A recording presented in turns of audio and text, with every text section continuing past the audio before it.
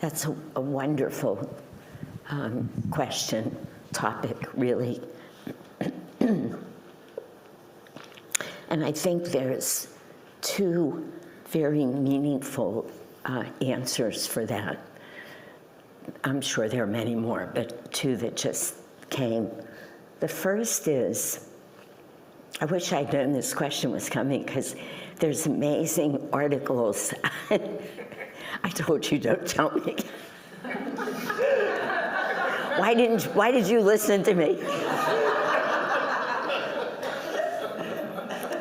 There are now articles that very specifically relate to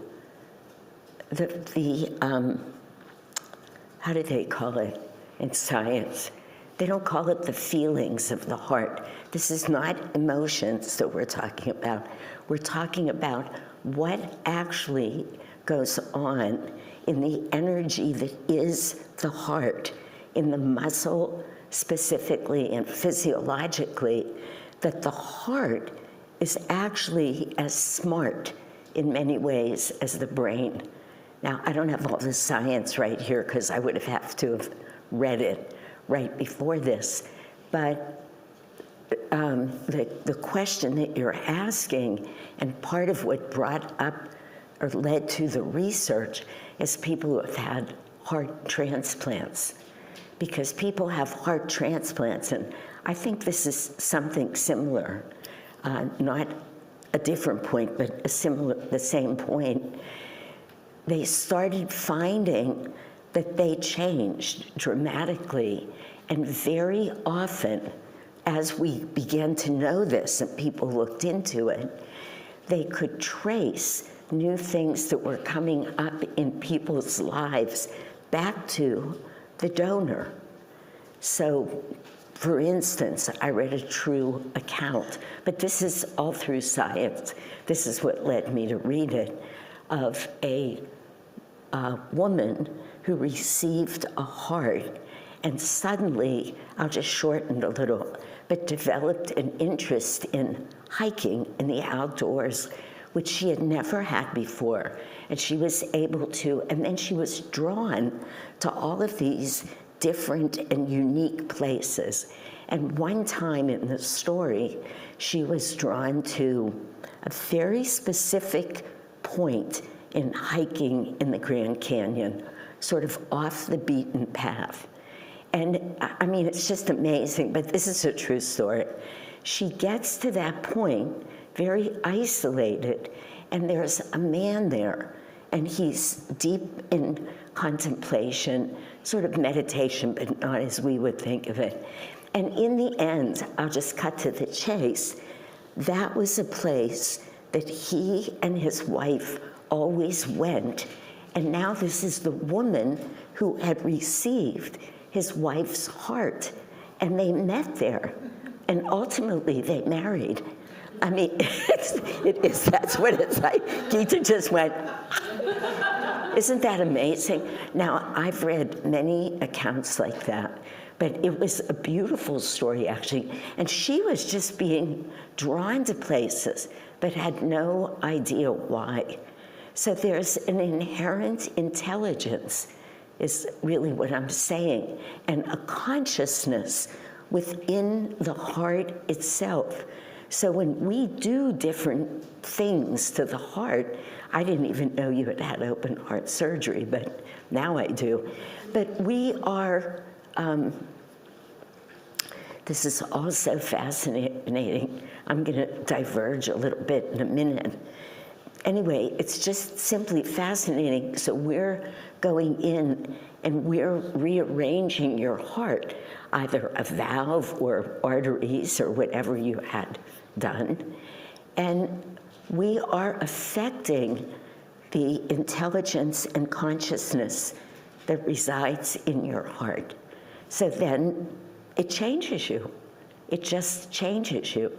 Now, that's one part of the answer. The other thing that I would say is this, because the issue is still the same.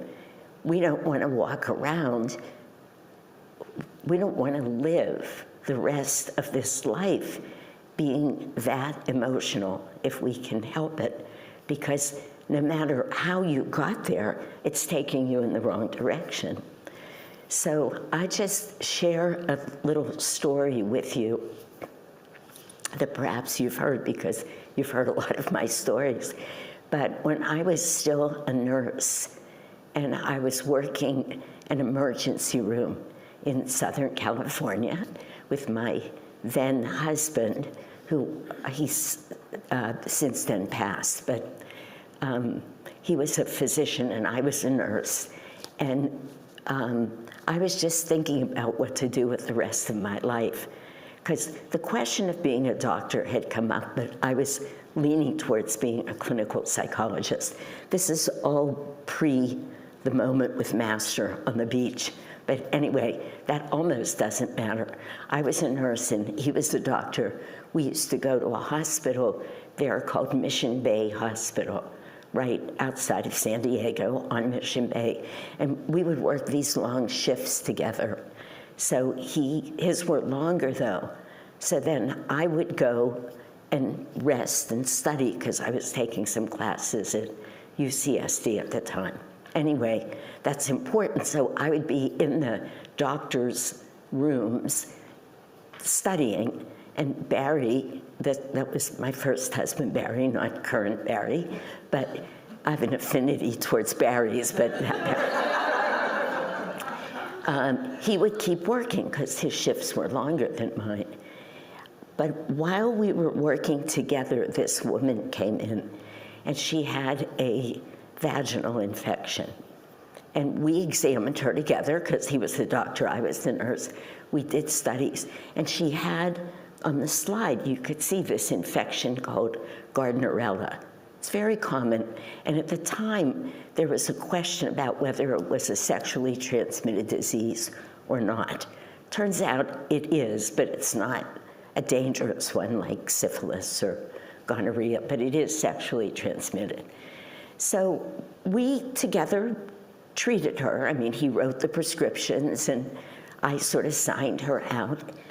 And about at least an hour later, maybe longer, she came to me. She didn't come to me, but thoughts of her came. And I felt that she was struggling. I just kept feeling that. And the more time that went by, her pain in me increased. And I was just, this is weird. I am not psychic. None of this stuff this is not common. I'm just telling you, because I told you these stories last night, and now this is not me. But anyway, I went out to the parking lot. I was compelled to go out there, and she's sitting, now it's about 2 hours later, sobbing in her car, sobbing with such shame and remorse. Now this was the 70s, the late 70s, at having this possibly sexually transmitted disease. It was just so painful for her.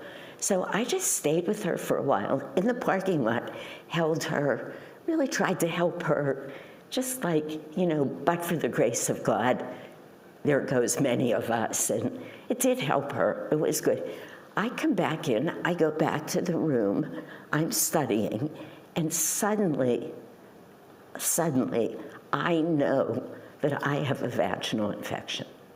I can feel it. It was the weirdest thing. So I say to Barry, you're gonna have to examine me. Something's going on when you're done working. He does, and I have Gardnerella. This is a true story. So coming back to your heart, believe it or not,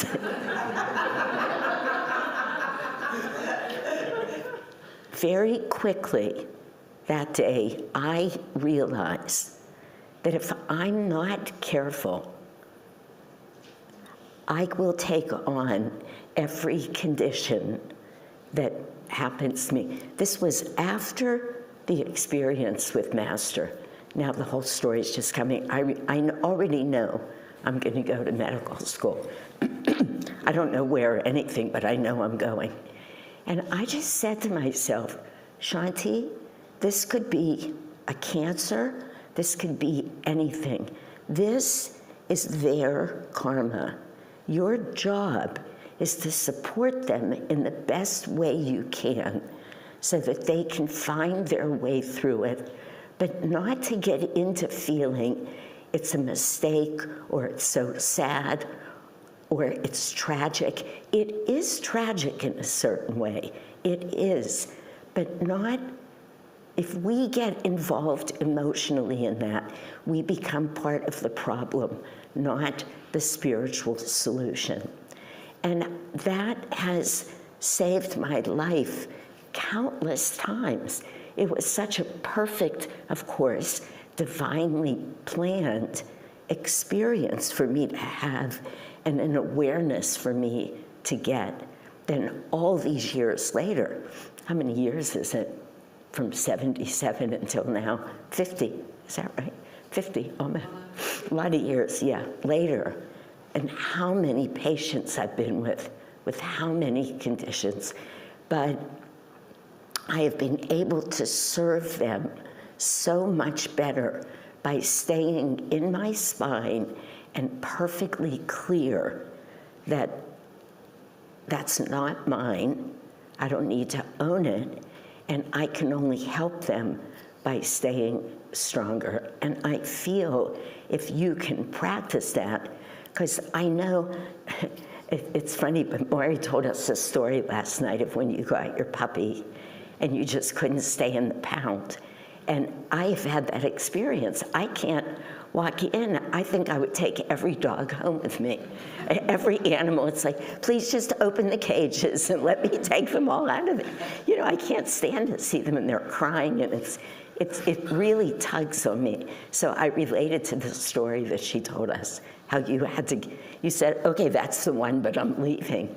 And I got it, but it's not the best response for your soul. So the more that you can realize the truth, even the dogs, because I've had to reckon with this many times, as I'm sure you have, now being a dog owner for the first time, and now Max is 4, and he just has my heart. He's just this fabulous little guy. And I realized, I don't care what body he's in, he's just a soul that's come to me for kind of, I have to take care of him and love him and be there with him. And yet, when I'm needed to leave, which he hates, the night before, he just starts sitting like this. I haven't even started packing yet, and Max knows I'm leaving, and he gets so sad. And if I reacted to that, well, I wouldn't be here. I wouldn't be anywhere, because he only wants me to be with him. And you know, animals are like that. It's an instinct, it's not. So they're just happy when you're there, and he's desperately sad when I'm not. And then I come home and he does all these flips in the air and he jumps around. And then 5 minutes later, they're just very in the moment. And I think in a way we need to get that. Always we need to get that when we're with other people who are other beings who are suffering. It is karmic, and it's not a horrible thing. And it's really hard to describe that and still say, keep your heart open to everyone. But I don't know if you can feel this, but I'm actually very compassionate with people, very. And yet, there's a part of me that knows that whatever they need to go through, they need to go through. And Max needs to go through my leaving. Many of my clients need to go through, I mean, everything. Even just sitting with you to Sarah, because I was talking about it last night, maybe some of you weren't here, doesn't matter, but a very dear friend who was diagnosed with a very bad cancer. But I can be with him and be strong, and that helps him. When I'm strong in my spine, that helps him much more than if I was there doing this, oh my God, you poor thing, this is tragic. And he knows I know it's terribly sad, looking at facing the end of your life much more quickly than you thought you would, or pain or whatever. But anyway, I don't know if all of that's helpful, but it's a good question. It's a good thing to contemplate, and it's an important thing to contemplate, because otherwise we're forgetting that karma, reincarnation, and dharma, is that what it was? The karmic blueprint. It's real. That's real. And people have to go through these things. So we do a much better job if we help them. Even as odd as it is, if we can rise above it and share a moment of love with those animals, that's a great gift. So it's just to try and bring it back. Yeah. Thank you for asking that, though.